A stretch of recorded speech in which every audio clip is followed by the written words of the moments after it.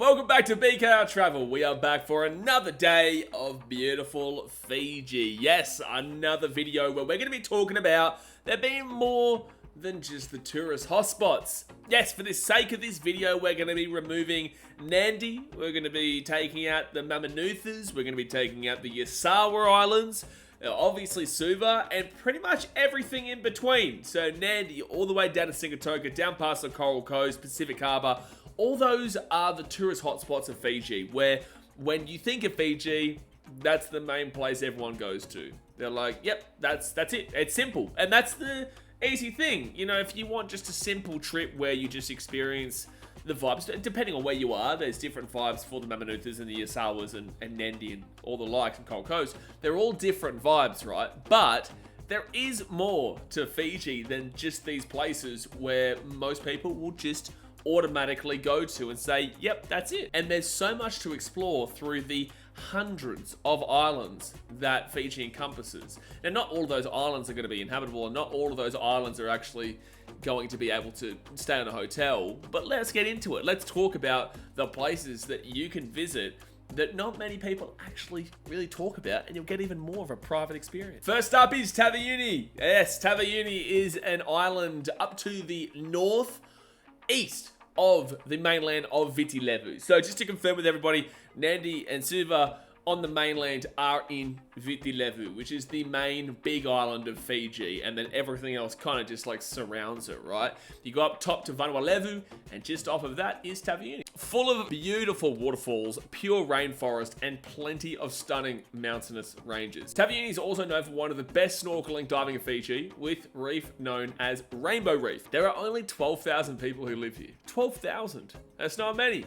So it's very private, very secluded, and beautiful, and you are amongst a pretty popular and big island for Fiji, just not kind of worldwide renowned, even though it should be, and 12,000 people is not much at all, so you're really getting an individual experience, and there's only about 30 to 35 hotels on the entire island. With this being said, despite all of its beauty, it rains, baby. Bring on the rain. And you're going to find this with a lot of this list. You do have to define whether you want to go in the summer or the winter, but it's mainly the rain or the not rain kind of deal. And I will say that Fiji is still incredible during the rainy season.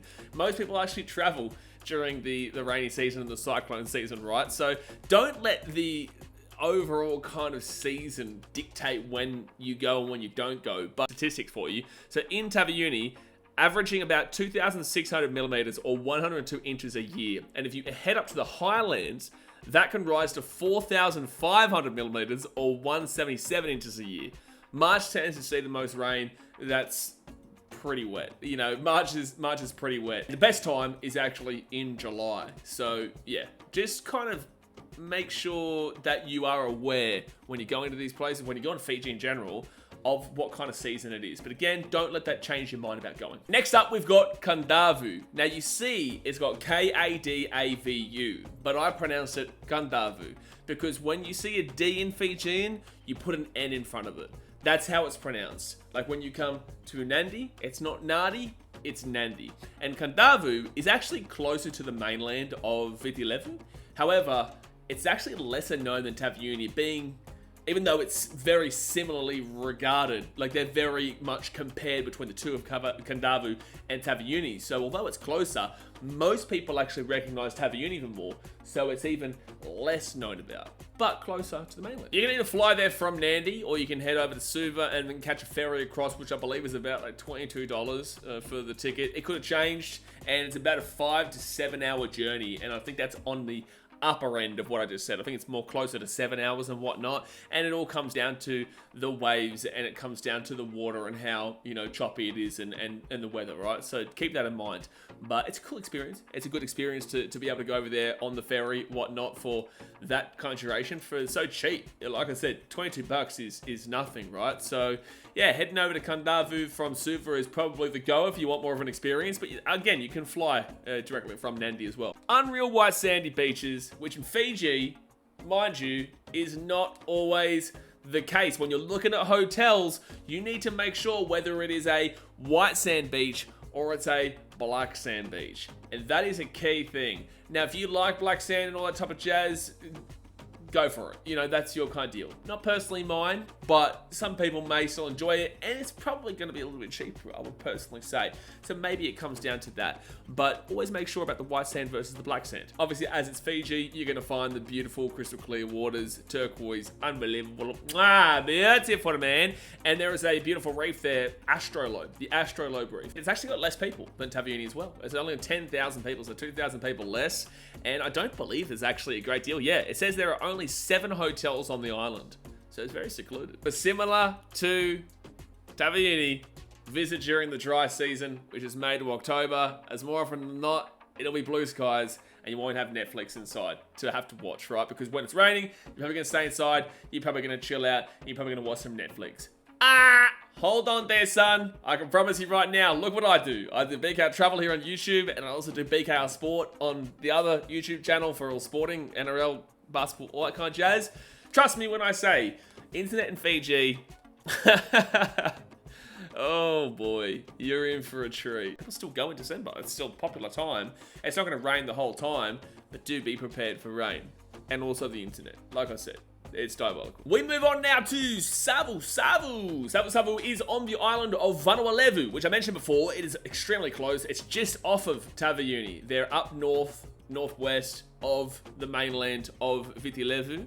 So they are extremely close to each other up top. But Savu Savu is on Vanuatu. Believe it or not, it's a part of an ancient, extinct, submerged volcano. I got there in the end. Ancient, extinct, submerged volcano. You're always going to find, pretty much wherever you go, you're always going to find some good snorkeling and some good diving and whatnot, and there is plenty of culture and history involved with Savu Savu, and you're going to find beautiful waters pretty much regardless where you go in Fiji, but it also has its own organic chocolate, so if you like chocolate, maybe that's the place to go. The best way to get there is basically Nandi to Vanuatu, Lambasa, and then I think there might be flights as well from Nandi directly to Savu Savu, but I could be wrong. You have to do the research yourself. But there's also flying into Lambasa, which is the main area, the main town of Vanuatu, and then catching a taxi through. And I think flights are only like $80. I think flights are only roughly like $8. I could be completely wrong there. But it's daily, right? So you can get there every single day. And yeah, I would probably suggest catching a taxi from Lambasa to Savu Savu, just because you get to experience the scenery and the forestation and the beauty, the green nature of Fiji, and especially a more untouched version of Fiji, the main area of Viti Levu. But I will say as well, please, firstly, there's no Uber. Secondly, when you're getting in a taxi, just kind of have a brief and solid enough idea of how much it's going to cost you from A to B, because especially at airports, or especially in regards to like foreigners and tourists, taxi drivers are inclined to scam you. But that's every country. That's not just Fiji.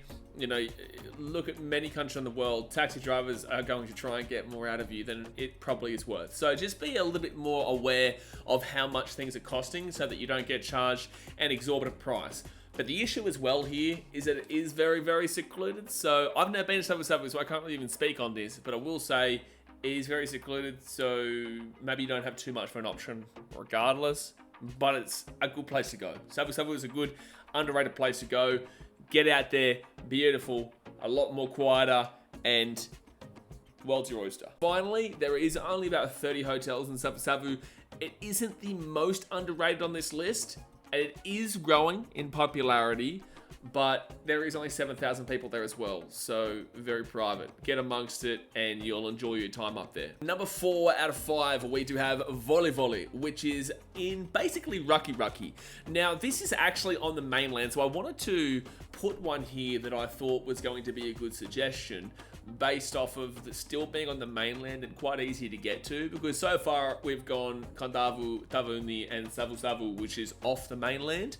But this one here in Voli Voli is up past Raki Raki, and if you've been on the drive before, if you haven't been before, there is a drive on the northern side. Everyone usually does the southern side of the Coral Coast, but the northern side is beautiful. There is a point where you come around the turn and it opens up into, you know, the coastline, and it's just simply incredible. And it's so high up, so you get that real bird's eye view as well, which you don't really get on the Coral Coast. It's more so a flat line drive for the most part until you get into the mountainy areas, but you're not near the water for that. So I just kind of completely went off topic topic there. But when I was looking for places that are underrated in Viti Levu, I have actually never heard of Volivoli. I've never heard of Volivoli. I've been to Raki Raki. I've been past Raki Raki and whatnot. But Volivoli is its own little section, just a little bit to the north. It's not too far at all from Raki Raki. It's basically in that area, right? So it's on the northern side of Fiji. And I found it through Lonely Planet. So Lonely Planet's actually a pretty good website that you can use if you want to look at individual and interesting and odd places. I wouldn't even call this an odd place, but just different places from, probably not the right word, just different places is what I would say in regards to volley. But yeah, look, I think it's a great place because you've got snorkeling, you've got diving, you've got kite surfing.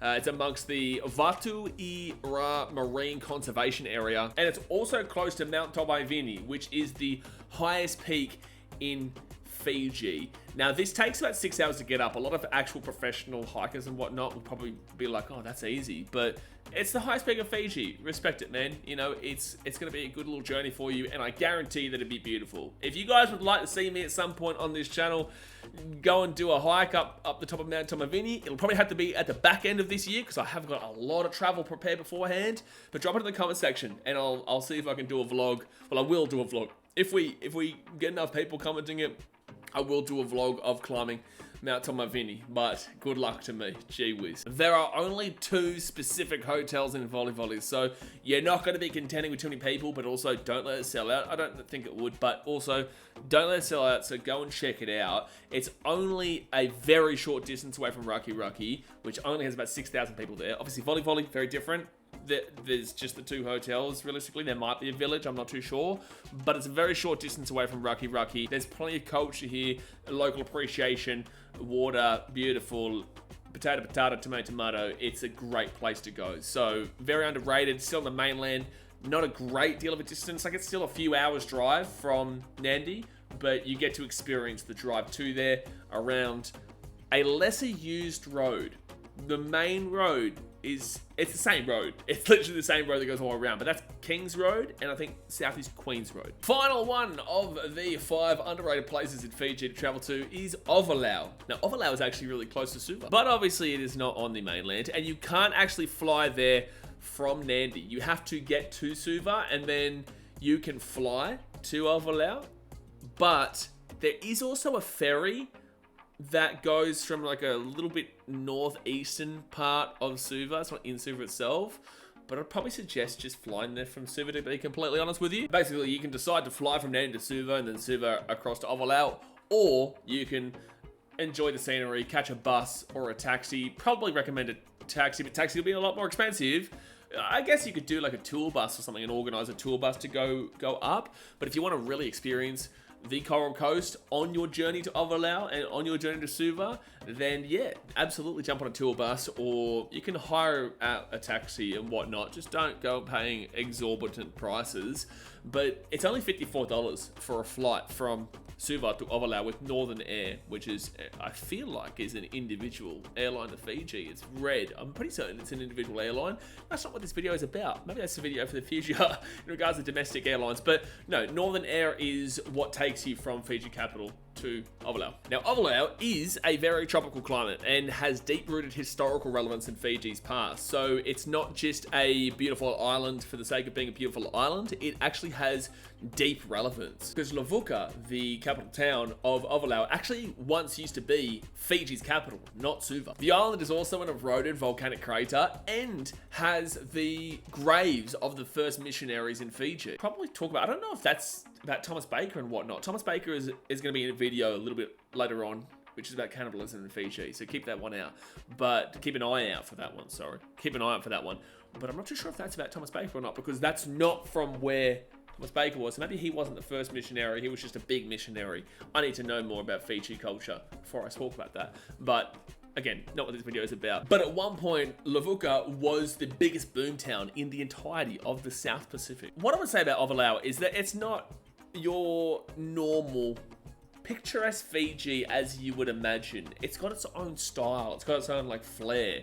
You know, it's antique. It still maintains, you know, that foundation in its history. It's got a historic vibe about it. You really don't get that anywhere else. Like, you're seeing a lot more westernization. It's not at Western levels yet in the mainland, but you are seeing a lot more Indian influence as well, to be fair. We've got a large Indian population. 8,000 people on the entirety of Ovalau, and then about 2,000 in Levuka itself, or the immediate surrounds. So what I would say is that you're going to find beauty there. It's going to be a completely different vibe. It's going to be historic, and you're going to really experience true traditional culture of Fiji, while still having, I think it's about 7 hotels on the island. It's a very different vibe, but I feel like if you want to really go into the deep-rooted historical Fiji, this is the place to go, because it has such deep roots in the pastime of this beautiful country. So again, not your normality of what you would imagine Fiji, but a very separate and unique antique style. And there we have it, guys. There's the 5 underrated places to travel to in Fiji. You've got Tavayuni, you've got Kandavu, you've got Savu Savu, you've got Voli Voli up near Raki Raki, and Ovalau. Those are the 5 places that I believe you will have the best time in, underrated wise. I hope you have enjoyed. Obviously, hit that like button and subscribe. We post every single 2 days here, sometimes daily, when we do our music reviews videos. We've got India coming up. We're going to be in Las Vegas and Hawaii. We'll be in Vietnam and Thailand this year. It's going to be an absolutely amazing time. So like I said, hit that thumbs up button, subscribe, comment below anything you would like to see, or what your thoughts were of this video. I'd like to hear it if you've been to one of these places, and I appreciate you guys as usual. Much love. Alrighty guys, thanks for watching. Catch you later. See ya.